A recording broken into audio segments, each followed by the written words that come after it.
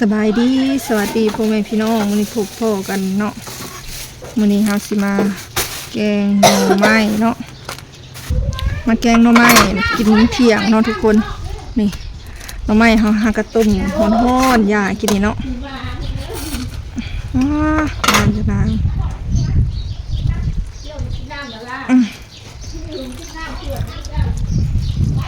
เดี๋ยวนางก็แม่นซื้อเอาแบบข้าวปั้นแล้วเลยเนาะมันจังสบายน้องไม้สุดๆลายเติบได้น้องไม้มันคิดอยากกินแกงน้องไม้ไปกินตั้งแต่โดดๆเลยน้องไม้ก็หากระต้มยากินนี่รสกำลังหอนๆเลย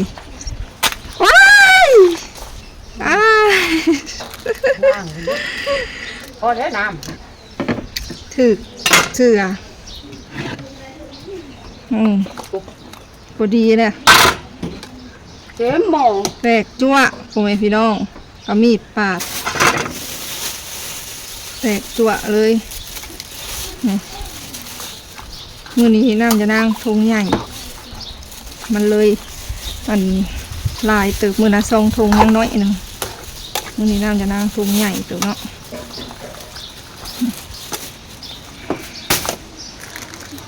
เลยหน่อยใส่เบิดจัง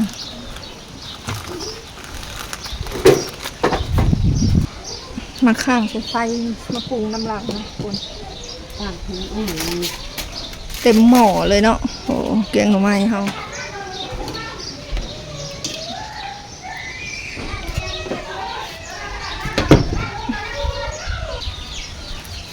มันก็เห็น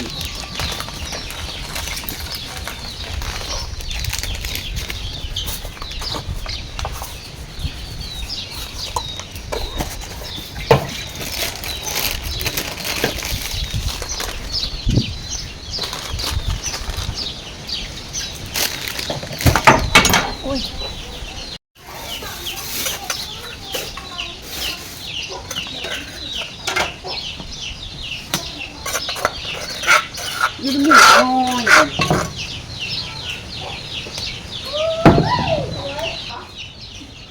เดี๋ยวเราสิมาใส่ปลาแดกกันเนาะทุกคนวันนี้ใส่สองแบบเนาะแบบขวดกับแบบอันนี้ตอดใส่สองแบบ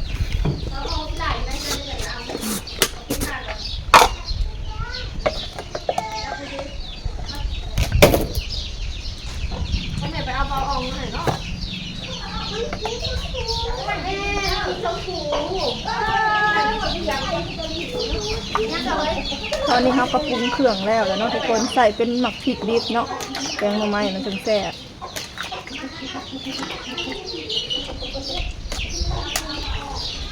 ก็ให้ไปหม้อผดเนาะไม่ค่อนข้างที่จะลายเนาะพ่อแม่พี่น้องวันนี้มันก็เลยนานผดเกือบว่าจนสิเต็มหม้อเนาะบนเห็ดกินมันกระแดดต้องข้างขึ้นแต่หึงเลยยังบุผดอยู่หากระสิผดน้อยหนึ่งมันลายแหงมือนี่ค่ะลายกว่าทุกมือที่เราเคยแกงจนว่าสิเต็มหอนหม้อจนสิล้นมื่อนี้ก็พ่อก็แม่เพิ่นก็เข้ามาบ้านเนาะจังหน่อยจังสิใส่ผักขะแยงลงไปให้มันผดกระคักก่อนสิแบ่งให้แม่เพิ่นก่อนเนาะถ้วยหนึ่งเพิ่นเป็นไข่หาหม้อ2 เถื่อ 3 เถื่อยังบ่เซาเป็นไข่เป็นไอกินผักข่าผักขะแยงบ่ได้เนาะใส่แต่ผักขะแยงแล้วก็แบ่งให้ต่างหากมีแต่คนบ่สบายพ่อแม่พี่น้องไอแท้เอาไอหวาเนาะแม่ก็ได้จนว่าสิเต็มหม้อมื้อนี้แดดเนาะทุกคนแดดแต่ก็มีลมก็บ่ร้อนปานใดก็พออยู่ได้เนาะข่อยก็บ่ได้กินข้าวแต่เช้าผู้สึกหิวแฮงอยู่ตอนนี้เนาะอันนี้ก็จน 11 โมงเลยถือว่าสิกินแกงหน่อไม้นี่แหละเป็นข้าวเช้าทั้งข้าวเช้าทั้งข้าวเที่ยงเลยเนาะหิวข้าวบ่ได้กินแต่เช้ามาจัดแกงหน่อไม้กินหนักๆโลดเด้อพ่อแม่พี่น้องมื้อนี้คนก็เนาะยันข้าวเบื่อมันติดก้นหม้อแกงใส่หมักพริกดิบใส่ผักข่ายามนี่กำลังป่งลายเนาะมีตามฤดูกาลฝนก็บ่ค่อยตกเมื่อวานนี่ก็ครึ้มซื่อๆอยู่ทางอื่นนะตกแห้งอยู่บ้านค่อยบ่ได้ค่อยตกบางพื้นที่เขาได้กินอึ่งจับอึ่งไปขายอึ่งก็แพงพ่อแม่พี่น้องโลละ1,000 กว่า 2,000 บาทพุ่นเนาะกำลังพดนี่แม่เพิ่นก็ใส่ผักขะแยงลงไปใส่ให้หมดอ่ะแม่จงไว้เพียงหน่อยเดียว ผักขะแยงแห้งเนาะผักขะแยงแห้งนี่หอมก็ฮอดอันผักขะแยงสดขายในตลาดสิหอมที่คอยเก็บไว้ยามนั่นแหละพ่อแม่พี่น้องยามเดือน12เดือน11 12เกี่ยวข้าวแล้วก็เก็บเนาะเก็บตากลมแล้วก็อบใส่ถุงยางไว้หอมกุ้มๆหอมมะลิ นั่นหลาย พอดีแซ่บตักเอาแบบนี้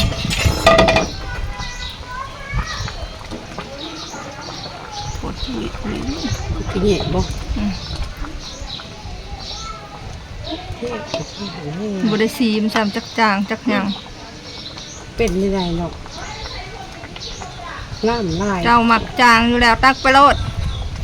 เฮานี่หมักกินนัวเลยเฮา ก็กินบ่หมด แม่เพิ่นตั้งไปแล้วเรียบร้อยผมสิมาใส่ผักคาเนาะมันใส่ลงไปเด้ผักคาค่ะ ฝึกลง ใส่เบิดเลยผักคาอ่อนๆเลยยามนี้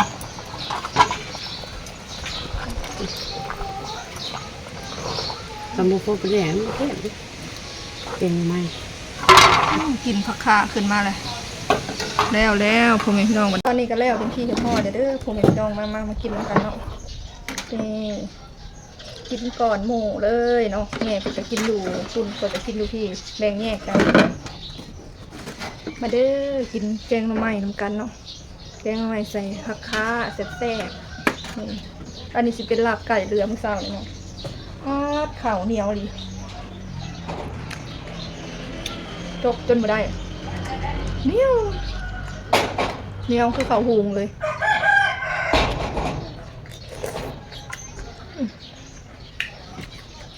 มาทำไมไม่ต้องแกงมากินให้อิ่มๆไปเลยมื้อเนี่ยจุกใจ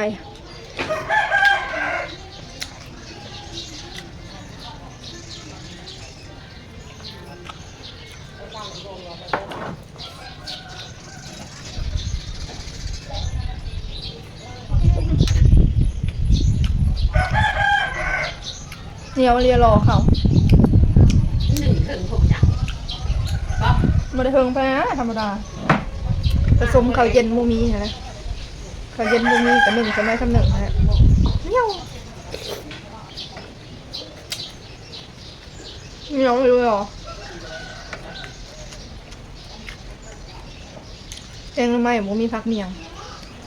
มาเด้อผมเป็นน้องกินข้าวกัน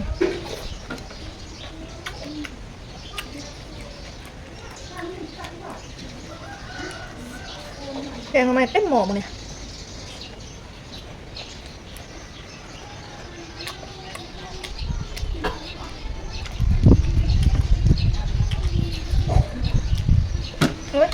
โอ้ย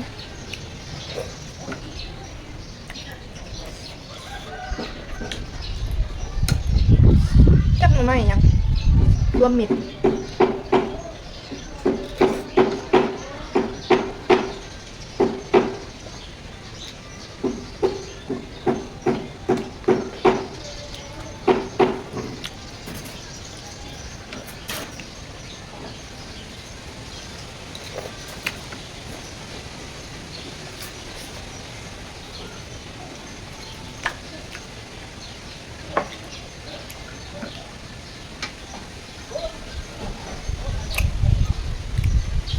แกงหน่อไม้แล้วก็พาพ่อแม่พี่น้องมาเลาะตลาดดงเนาะทุกคนมาเวียงหน่อยหนึ่งก็เลยมาแหวะตลาดดงเนาะมากับสาวเจล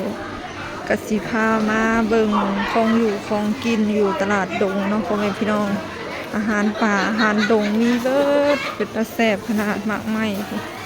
ตักขนาดจะแต่ข่อยก็บ่ได้ซื้ออย่างไรเนาะซื้อแต่ของไส้ป้าทุเรียนหน่วยนี้ใหญ่ค่ะกะลีเฮ้ยใหญ่ค่ะอันนี้ทุเรียนนี่นะจักสิเวนจักโลใหญ่ภูนี่เป็นหมัดอยู่ภูใหญ่ขนาดหอมมักมีซื้ออย่าง3 อย่าง50มีอันทุเรียนที่เขาขายเป็นแพ็คอันนี้บ่มีเนาะผมบ่มามะขามก็คือสิหวานคักอยู่มะขามเนาะเมื่อก่อนผมพี่น้องกันเลยมาหลอกซื้อเนาะหลอกหน่อยหนึ่ง